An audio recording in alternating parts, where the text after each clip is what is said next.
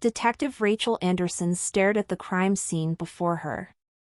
The room was dimly lit, with the air thickened by a sense of dread.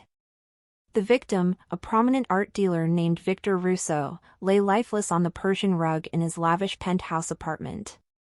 The room smelled of expensive cigars and aged whiskey, a stark contrast to the brutality that had occurred.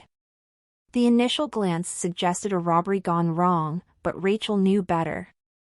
The meticulous arrangement of shattered glass, the lack of missing valuables, and the eerie silence told a different story. Victor Russo hadn't fallen prey to a common criminal. This was a calculated act of vengeance. As Rachel surveyed the crime scene, her seasoned eyes caught a detail that sent shivers down her spine. A single white lily, stained with Victor's blood, lay delicately placed on his chest. She recognized the chilling signature, the calling card of a notorious serial killer known as the Silent Florist. The Silent Florist had haunted the city for years, leaving behind a trail of unsolved murders, each marked by the symbolic placement of a white lily. No one had ever been able to catch the elusive killer, and Rachel knew she had just stepped into a game of wits that would test her skills like never before. She began her investigation by delving into Victor Russo's life.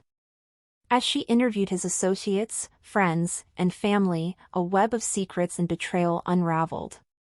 The art world, it seemed, was not as glamorous as it appeared. Rachel discovered that Russo had been involved in shady dealings, forging art, and double-crossing his partners. The list of potential suspects grew longer, but she couldn't shake the feeling that the killer had a personal connection to the victim. Days turned into nights as Rachel tirelessly worked to connect the dots. The pressure mounted, and the city held its breath as the Silent Florist continued to taunt her through cryptic messages left at crime scenes.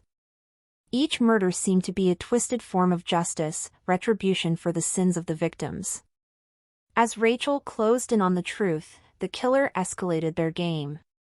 A chilling encounter in an abandoned warehouse left her with a cryptic message scrawled in blood on the wall: "The roots of corruption run deep, detective. Unearth them, or wilt with the rest." With a renewed determination, Rachel delved deeper into the underbelly of the art world, unearthing a network of deceit that extended far beyond Victor Russo. The killer, it seemed, was on a mission to expose and eradicate the corruption that festered within the city's elite.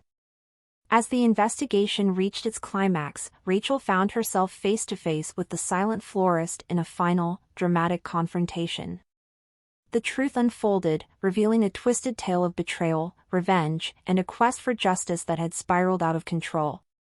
In the end, Rachel had to make a choice: uphold the law or succumb to the darkness that had consumed those she pursued. The city, however, remained haunted by the legend of the Silent Florist, a reminder that sometimes, the line between justice and vengeance blurred in the shadows.